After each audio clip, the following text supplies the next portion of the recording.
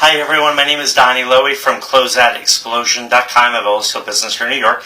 Today I'd like to talk to you about how to open up a wholesale showroom. A wholesale showroom is a very good opportunity because you can attract retailers, you're going to attract eBay sellers, Amazon sellers, you attract other wholesalers, you can attract department store buyers, and then you can sell the merchandise in a larger quantity than if you're selling it simply at a retail level. Now, there can be very successful retailers. A department store is a retailer, right?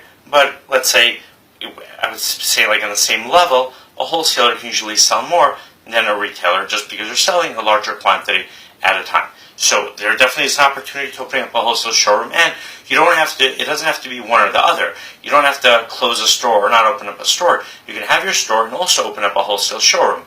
You can have a store and maybe next door open your wholesale showroom, or have a section of your store that's devoted towards wholesale only. Now, the advantage of a wholesale showroom, as we discussed, is that you can sell in larger quantities, and you're going to attract buyers who want the larger quantities of merchandise. So now, how do you open up a wholesale showroom? So you want to have a place where you can properly display all of your merchandise. That's the first thing. It has to be a space where you can be well organized, have good lighting, and you want people to feel comfortable, you want them to feel safe to come to your wholesale showroom. Now, you have two different options, generally speaking. One is you could take a space, you could rent an office or a showroom in a very busy fashion district. The advantage of that is you can have people already coming to that fashion district and they might discover you, or while they're coming to visit other showrooms, they know about your showroom, then they're going to come to your showroom also. So you're going to be in a situation where you're going to be easily able to get more buyers than if you were in a location that was off the beaten path. But the challenge is you're going to be paying a higher rent for it. Now, what some people do to overcome that challenge, they'll share a space in a showroom with someone else so they can minimize their rent, their costs. Some people will actually set up a partnership where they don't pay rent, but they're splitting, some of their sales, giving some of the profit to the owner of that wholesale showroom. That's another way to do it. And the other way is to get a wholesale showroom space, what I would call off the beaten path. Like if you come to Brooklyn, for example, my wholesale warehouse, my wholesale showroom is in Greenpoint. So it's not in the New York City fashion district. And this way, my rent is substantially less than I would have to pay if I was in the fashion district. So since my rent is a lot less, I'm able to pass on those savings to my customers. And my wholesale prices are less than the wholesale prices found in the fashion district for the same type of merchandise. Now the challenge, of course, is that I'm not in the fashion district, so people have to either know about me, right, or they have to happen to be in the area and discover me. But as far as discovering me, it's not going to really happen because you don't have wholesale buyers just showing up in Greenpoint. But the advantage is that when I do attract wholesale buyers, they're, generally speaking, they're happy with what they find because I'm able, first I have very nice merchandise, I'm able to have a bigger space than I could otherwise have in the New York City fashion district, and my prices are lower since my rental cost is also lower.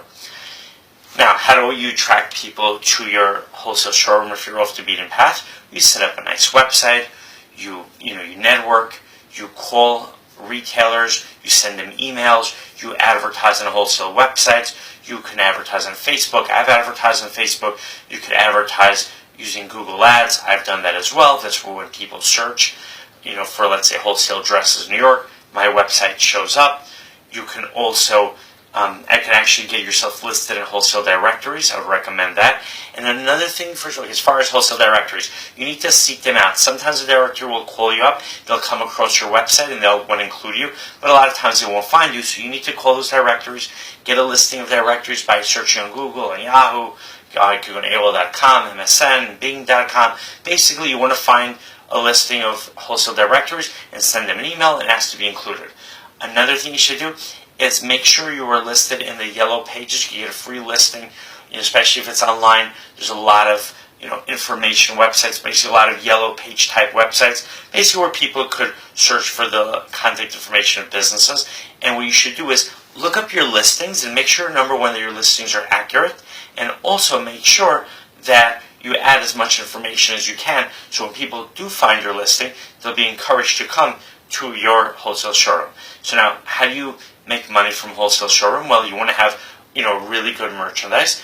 You have two approaches. First of all, you need to focus on a certain niche if you want to stand out. And let me tell you about the two approaches. But before that, you want to make sure that you develop a reputation. You develop a reputation by being focused on a certain product category. Now, it could be a broad product category. It could be women's clothing, or it could be something very narrowly defined, such as women's office dresses.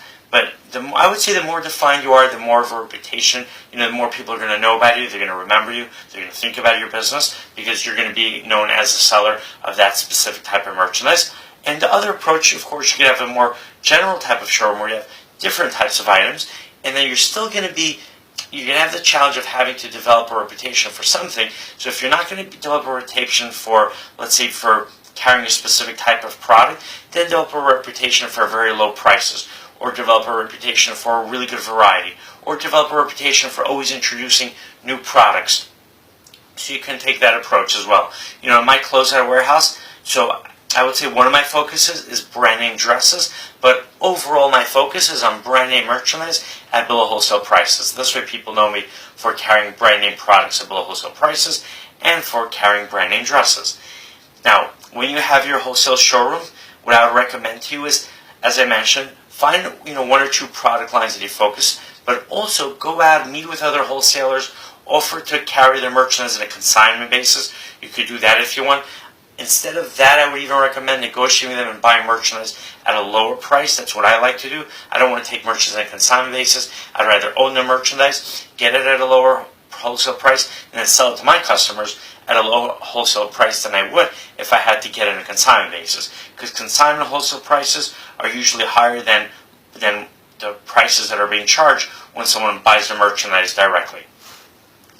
Now, one thing you can do is you can get samples from many different sellers, and if you see there's a demand for those samples, then you could go ahead and buy the merchandise from a wholesaler, importer, distributor, or even from the brand name. So, for instance, I've gone to the New York City Fashion District. I do business with many different people, including with wholesalers and retailers in the fashion district, whether it's buying and selling. And one thing that I have noticed that often what they'll do is they will have samples. They'll have 4 or 5 samples of an item. And then they say, if you're interested in it, I could get it from my supplier. So, there's something for that, because this way they don't have to invest money in buying a large quantity of that merchandise. And if they see there's a demand for it, then they could buy it. So you could take that approach with your showroom. But the challenge with that approach is, let's say I decide, I want to buy that item that they have the samples of, but I need to buy it right away. I can't wait. Then they're going to miss out on that sale. So if you can, I would recommend buying merchandise and buy merchandise based on your research. Buy merchandise based on interactions you have with your customers, so you have good merchandise. Okay? And now, as far as marketing your wholesale showroom, as we mentioned, call people, advertise it online, network with people. And also the good thing is, as you start getting repeat business from your customers might tell other people about it, and then they'll find your wholesale showroom. So I hope you enjoyed this video. My website is closeoutexplosion.com. The next time you are in New York, you're welcome to visit my warehouse. Thank you and have a great day.